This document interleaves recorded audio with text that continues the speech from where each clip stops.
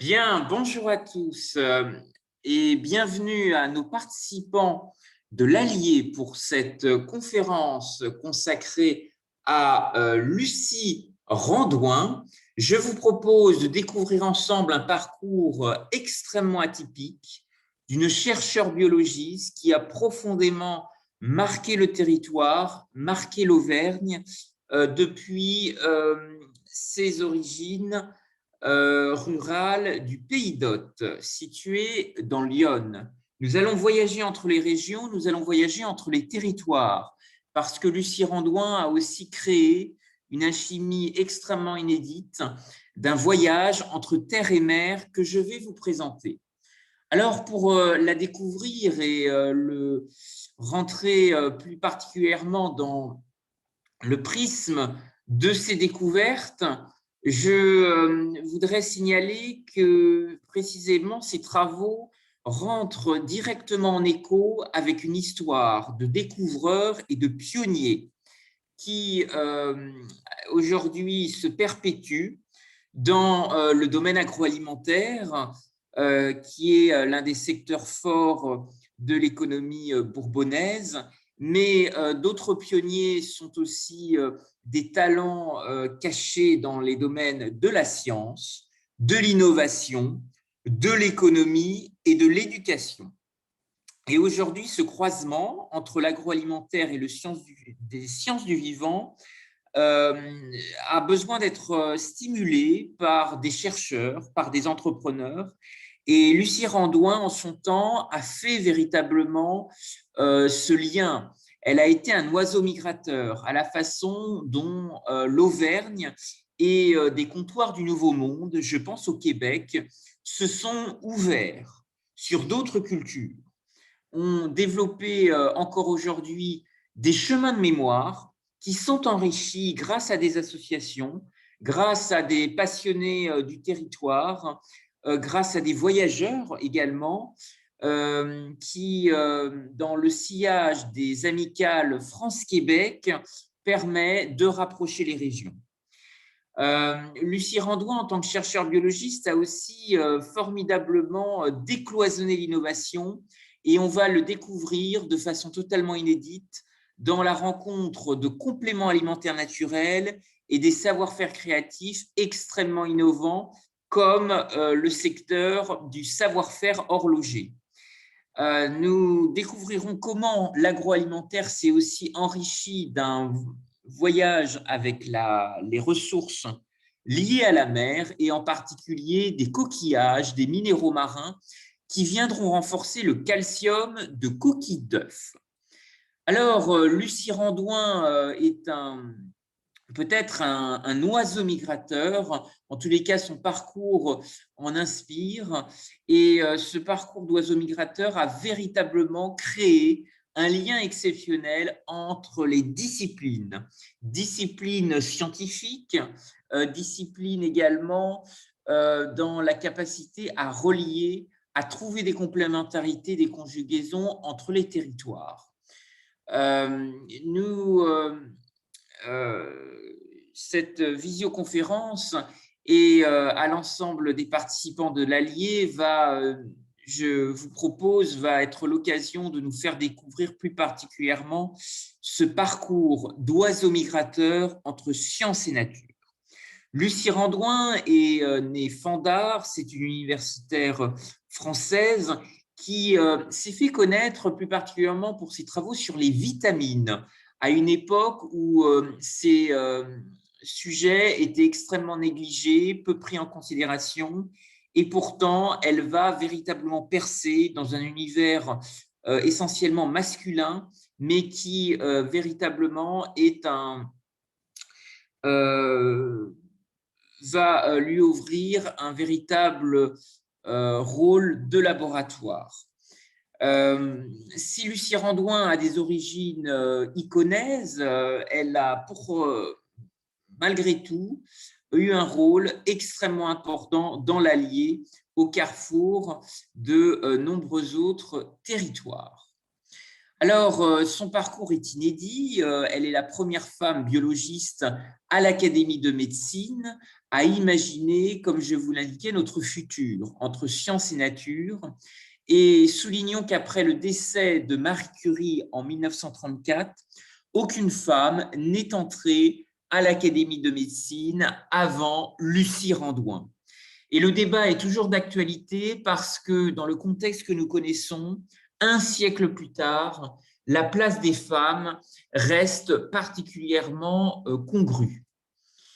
Lucie Randouin a une carrière universitaire, une carrière dans la recherche et de l'enseignement extrêmement variée. Je ne vais pas mentionner l'ensemble de ses travaux et de ses écrits, vous dire qu'elle est la seconde femme agrégée de sciences naturelles.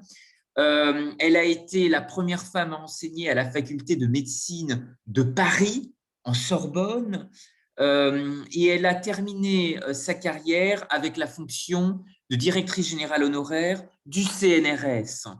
Elle s'est aussi, avec ses confrères, et en particulier en lien avec Jean Trémolière, elle a été à l'initiative de l'ouverture d'une première école publique à Paris pour véritablement pousser les sujets de diététique.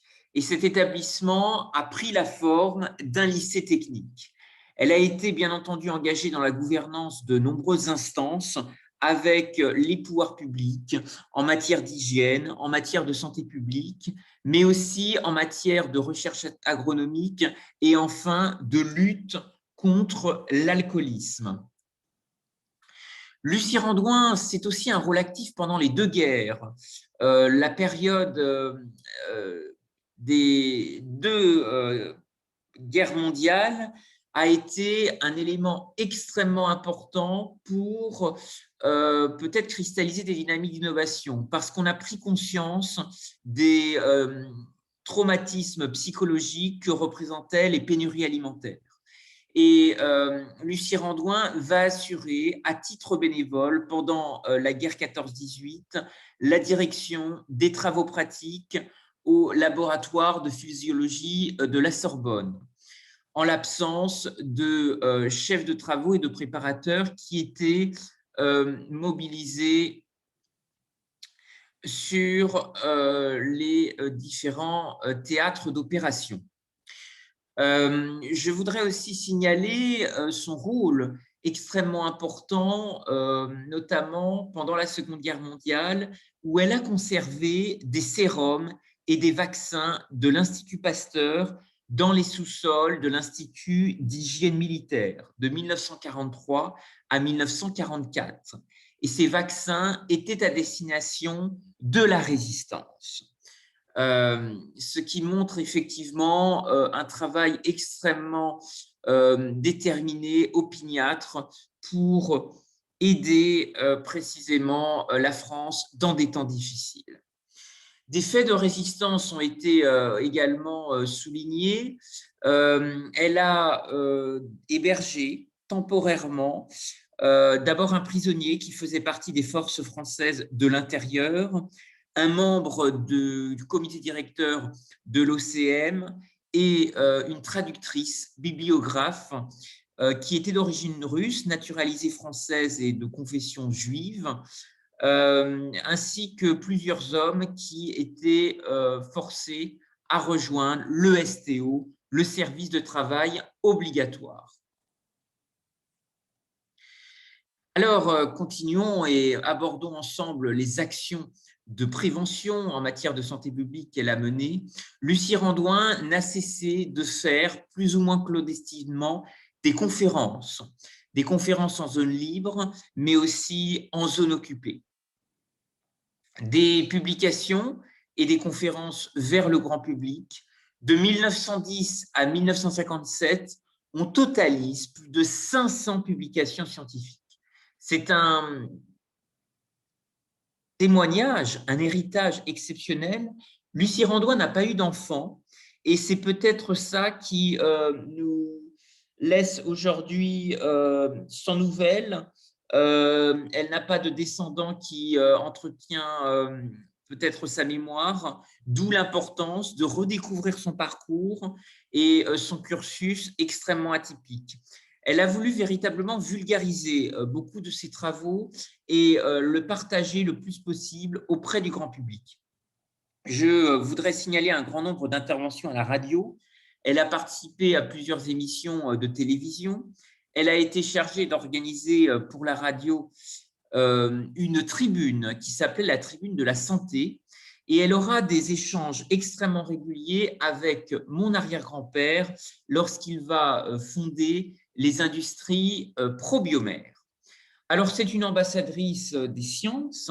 Elle a représenté notre pays dans des grandes conférences internationales, dans des grands congrès scientifiques, à la fois en France, mais aussi à l'étranger, à Boston, sur la côte est des États-Unis en 1929, à Rome en 1932, à Madrid, à Bruxelles, à Bâle, à Berne et à Lausanne en Suisse. Voilà, ce qui montre le grand travail de réseautage, de mise en relation avec des cerveaux du monde entier. Une défenseuse de l'équilibre alimentaire, Lucie Randouin a fortement contribué à établir les bases d'une alimentation saine, d'une alimentation équilibrée et qui pouvait justement permettre de contribuer à l'épanouissement individuel des hommes.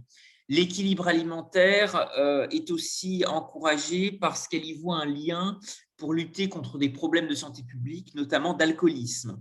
Elle a aussi peut-être encouragé beaucoup le recours à des produits naturels, des produits sains. Elle va encourager la pêche au saumon de Norvège. Elle va aussi encourager le gros sel de l'huile de Noirmoutier, le sel de l'île de Ré, le plasma de Quinton. Et ces écrits seront extrêmement suivis et encouragés, lus avec attention dans les familles. Ce qui est intéressant aussi, c'est qu'elle a sans doute œuvré pour décloisonner l'innovation et être dans une innovation ouverte, à la différence d'une innovation en silo. Et c'est un sujet qui est extrêmement fort aujourd'hui dans le débat que nous connaissons sur les vaccins, puisque ce sont véritablement des universitaires, des travaux académiques qui ont permis ce rapprochement extrêmement fort avec l'industrie, les industries de santé et particulièrement l'industrie pharmaceutique. Et c'est ce lien fort entre les entreprises et les laboratoires des universités qui est précisément quelque chose qu'il faudrait sans doute réencourager, réimpulser. L'esprit d'entreprise en université est fondamental et encore plus le prisme de l'entrepreneuriat, entrepreneuriat au féminin, qui aujourd'hui peut-être cherche un peu à renaître de ses cendres. À l'Université Paris 1 Panthéon-Sorbonne à Paris, il y a bien sûr Sorbonne Junior Conseil qui valorise aussi les travaux et la mémoire de Lucie Randouin.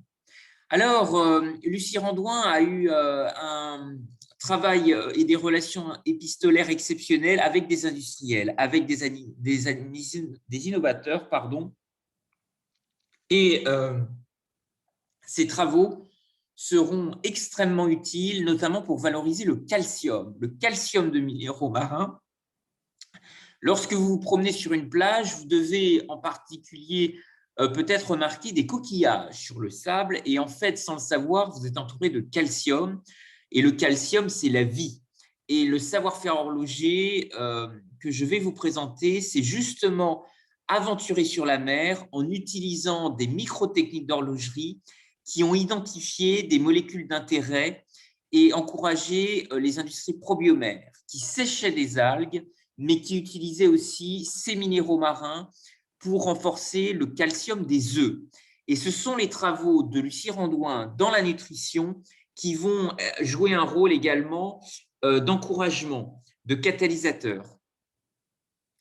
Alors, je voudrais vous parler d'une horlogerie, d'un travail historique, d'une bijouterie-horlogerie qui a été, dont l'emplacement historique était situé dans la grande rue des Stuarts, dans la baie du Mont-Saint-Michel, et qui a été fondée par mon arrière-grand-père.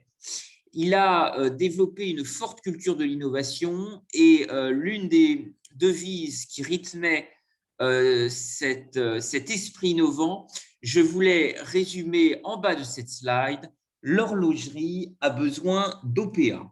Oser, préparer et anticiper le monde de demain. Alors, dans cette horlogerie, dans cette bijouterie horlogerie, il y avait une montre qui faisait beaucoup sensation, c'est la marque Zénith. Elle a été portée par de grandes personnalités. Vous avez ici notamment des liens.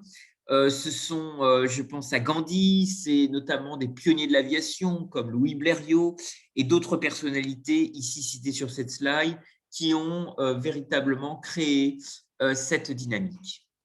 Alors, je voudrais faire un petit détour historique sur l'horlogerie et vous allez comprendre combien ce lien a été aussi essentiel pour la valorisation de nouvelles ressources liées à la mer et pour l'univers de la nutrition cher à Lucie Randouin, que cette grande scientifique a aussi décloisonné avec d'autres disciplines.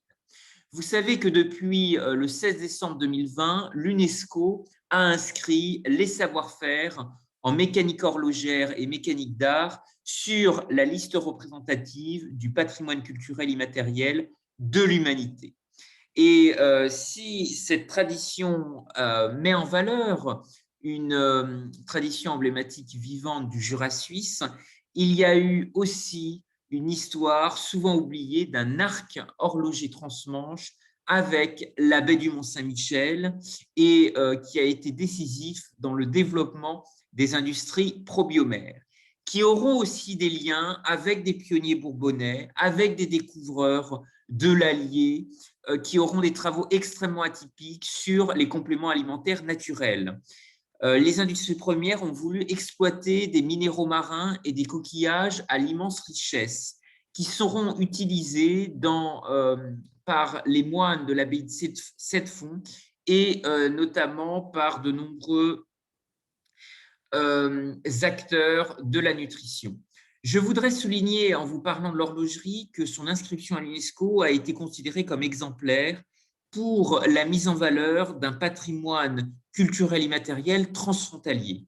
Et je crois que c'est un élément extrêmement important et nous allons ensemble aborder ce décloisonnement de l'innovation, ce dépassement des frontières, qui correspond assez bien à l'histoire du savoir-faire horloger parce que des orfèvres et des joailliers ont réussi à se tourner dans des arts extrêmement différents. Alors, aujourd'hui, ce qu'il est intéressant de remarquer, c'est que l'Allier est riche dans nombreux minéraux, est aussi riche par la géologie de ces éléments et, bien entendu, les richesses sédimentaires de l'Allier inspirent dans de nombreuses villes et dans de nombreux territoires de nouvelles signatures architecturales. Je voudrais vous signaler l'exemple du quartz qui est ici valorisé dans le cadre d'un nouveau quartier urbain, un quartier européen des affaires dans l'ouest de la France, qui est en train de voir le jour autour de la gare de la capitale bretonne, la gare de Rennes, qui porte un slogan extrêmement fort qui s'appelle « Passer à l'ouest ». Alors, on va voir comment finalement la géologie a voyagé, a fait voyager des découvreurs, des scientifiques, et nous reviendrons plus particulièrement sur ce sujet. Je vous ai parlé d'une bijouterie horlogerie qui s'est beaucoup inspirée des travaux de la marque Zénith. La marque Zénith est un élément intéressant dans ce caractère extrêmement précurseur d'imaginer en territoire suisse de vastes espaces lumineux dédiés à l'horlogerie où le travail est contrôlé de bout en bout et industrialisé, en s'inspirant de techniques nord-américaines et de modèles anglo-saxons. Et bien entendu, l'horlogerie cristallisera des dynamiques d'innovation, pas seulement en Europe, mais aussi en Extrême-Orient, je pense en particulier au Japon, avec l'histoire de Seiko, qui sera justement le premier à commercialiser la montre à quartz. Je vous parlais de la baie du Mont-Saint-Michel. La baie du Mont-Saint-Michel a été un formidable carrefour, un pôle d'innovation avec l'Allier, avec l'Auvergne. Comment ça a fonctionné? Eh bien, précisément, l'innovation a circulé extrêmement vite. D'abord avec différents bassins aux portes de la Normandie et de la Bretagne. Je pense à Saint-Malo, à Rennes, à Dinan, à aussi d'autres territoires que sont les îles anglo-normandes, mais aussi la Loire-Atlantique, la Normandie et bien sûr la Vendée et la région nantaise. Alors cet itinéraire entre terre et mer a été extrêmement intéressant. Il a permis finalement de mieux nourrir les hommes. Et c'est peut-être là où l'Allier a su véritablement détecter des innovations qui venaient de la mer. Le grand savoir-faire dans l'agroalimentaire en Auvergne s'est aussi enrichi de connaissances qui venaient de l'horlogerie, qui venaient aussi de l'exploitation qu'on pouvait faire du calcium organique vivant, qui permettait tout simplement de fertiliser les sols et d'améliorer des recherches en nutrition santé. Ce calcium, ce sable coquillé va justement être utilisé et être récompensé parce qu'il permet d'améliorer le désenclavement du territoire, le désenclavement du Bourbonnais. Il permet d'améliorer le transport et les ventes parce qu'il renforce le calcium de coquille d'œuf. Alors, la baie du Mont-Saint-Michel était un écosystème très riche en calcium et il va se développer par train de l'extraction du transport dans des sacs de minéraux marins. Cette extraction va se faire dans la baie du Mont-Saint-Michel et elle sera transportée grâce aux établissements Probiomère dans l'ensemble de la France et bien entendu en direction des différents greniers et l'Allier en est un extrêmement important. La naissance des industries probiomères, pour vous rappeler un peu peut-être une trame historique, prend place dans un processus de créativité dans les années 20 et les années 30. Je vous ai parlé de cette reconversion d'un savoir-faire horloger qui va s'adapter aux ressources de la mer, mais aussi à l'agriculture, à d'autres usages dans l'industrie et de façon générale à l'alimentation minérale des minéraux. Vous avez ici un logo qui a beaucoup fait parler de lui, c'est le premier logo des industries probiomères, qui représente un coquillage et qui a été énormément, qui a suscité un contentieux, notamment avec la société Shell, qui dans cette dynamique a bien entendu vu peut-être un logo qui était trop proche et beaucoup trop semblable au logo que vous connaissez tous dans les stations-service qui représente également un coquillage. Et donc, le logo a effectivement été modifié. Le succès sur les œufs, c'est-à-dire la capacité à renforcer le calcium des œufs, va être récompensé par la prime d'honneur du ministère de l'Agriculture en 1936. C'est un élément extrêmement important.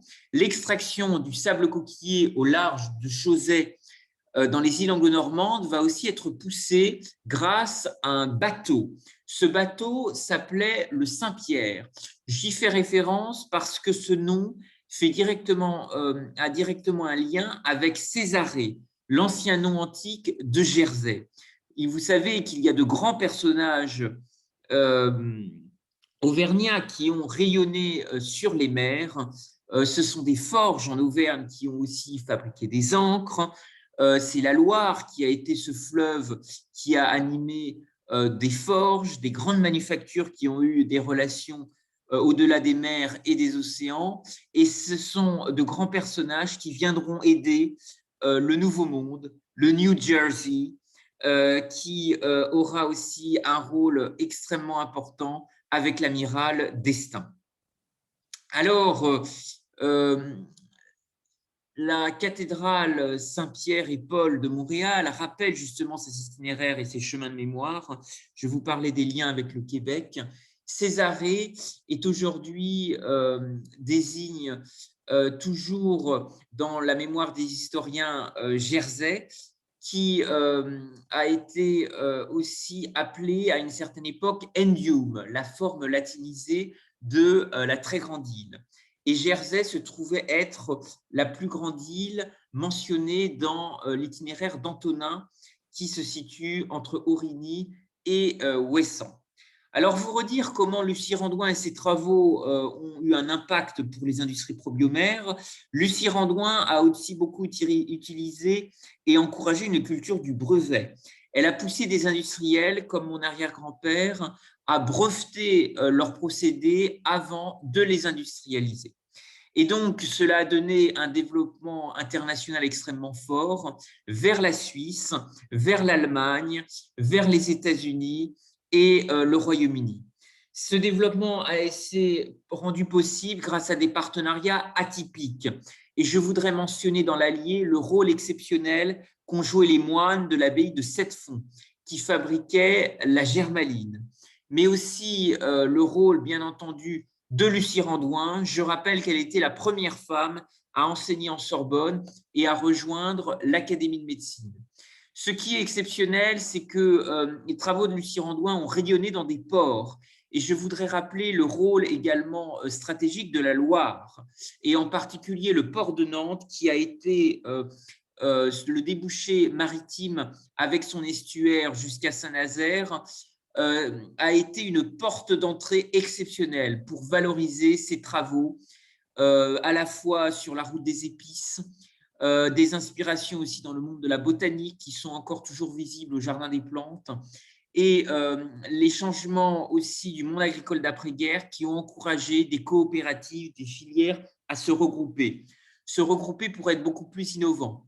Et les travaux de Lucie Randouin sur les vitamines, sur des fruits exotiques qui pouvaient arriver depuis la Loire, je pense au cargo bananier, ont été extrêmement encouragés.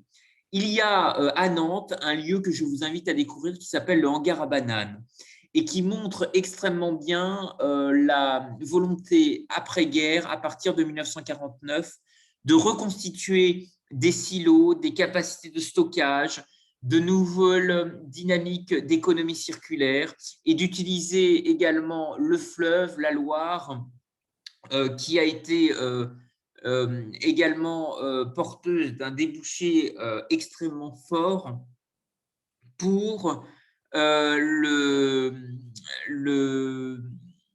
notamment le lien de Nantes à Orléans. Mais explorons davantage dans l'Allier la richesse des compléments alimentaires naturels qui ont été encouragés par les travaux de Lucie Randouin.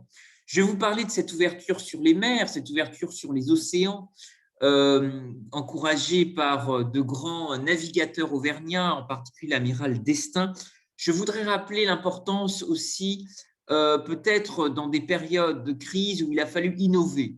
Et ce fameux sable coquillé dans la baie du Mont-Saint-Michel a aussi été remplacé par d'autres compléments alimentaires, et en particulier la farine de manioc de Madagascar, qui a été extrêmement encouragée, notamment par le contre-amiral d'Estaing. Il a fallu effectivement trouver de nouveaux substituts, et c'est précisément pour reconstruire des parcs à huîtres que d'autres importateurs seront sollicités dans cette période de reconstruction et délivreront de la farine de manioc qui sera aussi utilisée par le monde agroalimentaire bourbonnais. Alors, je voudrais signaler l'importance aussi de ces découvertes parce qu'aujourd'hui, à l'heure de grandes conférences internationales, après la COP 21, maintenant la COP 25, demain la COP 26, qui sera accueillie au Royaume-Uni, des liens effectivement intéressants sont aussi développés en matière d'économie circulaire. Vous dire qu'une technologie indonésienne a utilisé l'amidon de manioc. Cet amidon a un rôle aujourd'hui pour lutter contre les déchets plastiques en utilisant notamment de nouveaux sacs et de nouveaux sachets biologiques. Et ce procédé indonésien intéresse aujourd'hui les Africains. Il intéresse aujourd'hui des grandes entreprises parce que c'est un enjeu de gouvernance mondiale qui intéresse les continents, mais aussi les océans. Et je voudrais rappeler que des grandes entreprises, en particulier L'Oréal, mais aussi des supermarchés comme des chaînes de Kenyan, sont les clients directs et indirects de cette société. L'océan a été un écosystème très riche. L'Auvergne a eu des contributeurs, des défricheurs et des pionniers extrêmement intéressants. Et je voudrais rappeler l'importance que le syndicalisme agricole jouera, ce syndicalisme ligérien qui, de l'Allier, mais aussi jusqu'aux portes maritimes de Nantes, sera extrêmement actif pour croiser des filières et innover demain. On retrouve dans les îles du Ponant énormément de sujets intéressants. Chauzet, mais aussi les îles anglo-normandes sont un axe transmanche d'échange. Les îles, j'en ai pas beaucoup parlé, mais sont bien entendu des laboratoires d'innovation et nous allons le découvrir ensemble. Alors, l'un des écrivains aussi exceptionnels qui a le plus utilisé et valorisé ce vocabulaire créatif de la mer, c'est Victor Hugo. Victor Hugo qui, dans une œuvre exceptionnelle, Les Travailleurs de la mer, a été cette figure qui va imaginer un roi au crinier de l'océan qui aurait trouvé le bonheur dans ses états, puisque l'auteur de sa gouvernance refuse le droit d'entrer à l'or et à l'argent sans son autorisation. Et la seule monnaie ayant cours est le coquillage, dont la mer est l'inépuisable coffre-fort. Alors, quid de l'héritage de Lucie Randouin? Vous avez vu, l'héritage est exceptionnel parce que finalement, sur son sillon, elle a encouragé des industriels, elle a encouragé des porteurs de projets innovants, et c'est peut-être ce qu'il nous faut aujourd'hui, c'est ce décloisonnement de la science et des techniques, c'est ce croisement vers de nouvelles filières. Je voudrais signaler l'importance d'un prix, un prix Lucie Randouin qui est attribué chaque année à travers des journées nationales de diététique et de nutrition. Et je voudrais, à travers cette conférence, lancer un appel en faveur de la conception d'un timbre qui pourrait justement être réalisé à son effigie pour notamment en prévision de l'année philatélique 2023 qui sera justement consacrée au vaccin. Et peut-être que Lucie Randouin pourrait être ce grand personnage qui pourrait justement encourager cette dynamique. Un dialogue depuis l'Allier est à encourager. L'Auvergne a un véritable et le laboratoire de nombreuses disciplines dans la géologie, dans la botanique, dans la nutrition, dans les sciences de la vie. Et c'est véritablement ce sillon et ce caractère pionnier et précurseur dans les biotechnologies qui est certainement porteur de sens pour encourager de nouvelles pépites et explorer d'autres trésors.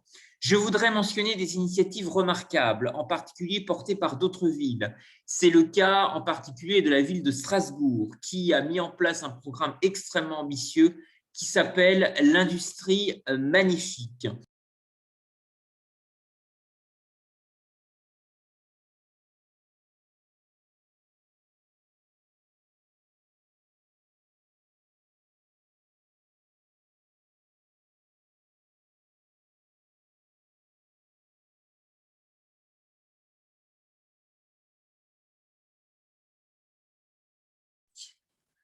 Après avoir vu l'exemple de l'industrie magnifique à Strasbourg, je vous propose de découvrir également d'autres exemples extrêmement inspirants.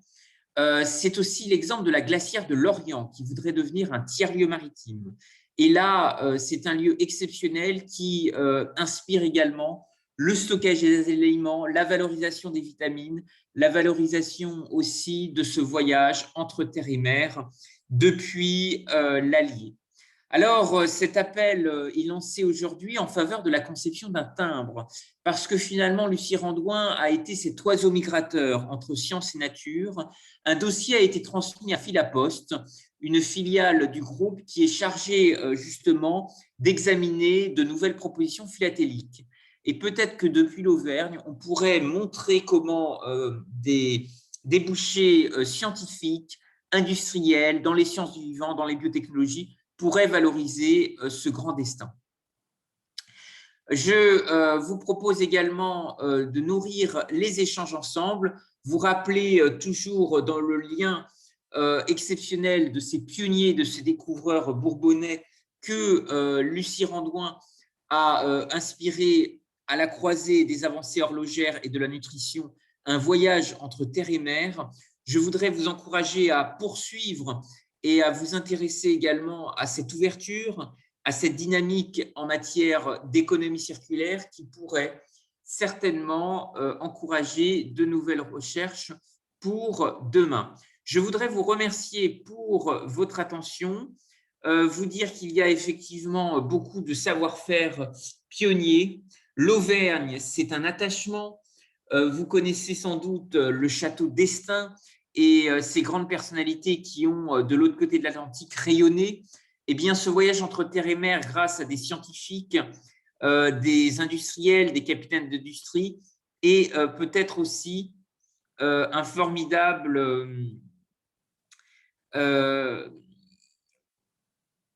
passage de témoin pour imaginer le monde de demain.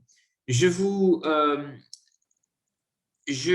propose de répondre à vos questions. Si vous avez des réactions, n'hésitez pas à réagir.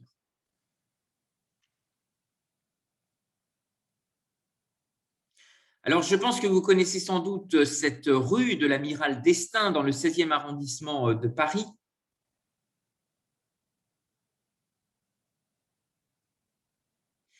L'amiral d'Estaing sera fait prisonnier par les Anglais, mais il mènera des campagnes tout à fait remarquables dans l'océan Indien. Et on en a parlé avec les travaux de Lucie Randouin, cette ouverture sur la farine de manioc de Madagascar. On a précisément une vision du monde qui est assez exceptionnelle, qui s'est réinventée grâce à des aventuriers, grâce à des pionniers et grâce à des hommes de science. Je pense qu'on pourrait trouver aussi de grands personnages dans l'Allier qui sont peut-être, qui poursuivent peut-être de nouvelles aventures au carrefour des sciences, au carrefour des avancées techniques et des sciences du vivant et de l'agroalimentaire. Il y a une bulle de discussion. Si vous souhaitez réagir, je vous propose de prendre la parole. N'hésitez pas, vous êtes les bienvenus.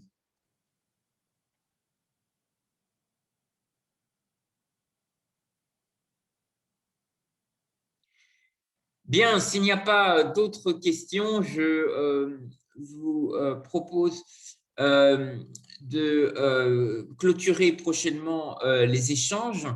Vous dire d'abord qu'il y a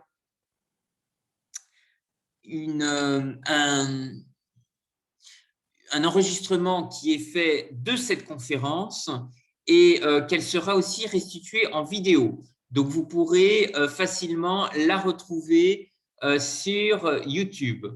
Je voudrais vous remercier aussi pour tout l'intérêt que vous avez porté à ces échanges. Manifester aussi que finalement le vent d'Amérique que j'ai mentionné avec l'amiral d'Estaing doit être peut-être un pont transatlantique qui peut encourager l'Auvergne à s'ouvrir dans son voyage entre terre et mer, montrer que l'Allier a aussi finalement de formidables pépites à valoriser dans l'agroalimentaire, dans les sciences du vivant, et la mise en relation qui peut être faite avec des scientifiques est aujourd'hui remarquable. Je vous remercie et je vous propose de clore les échanges. Je vous souhaite une très bonne journée et l'ensemble des planches seront disponibles.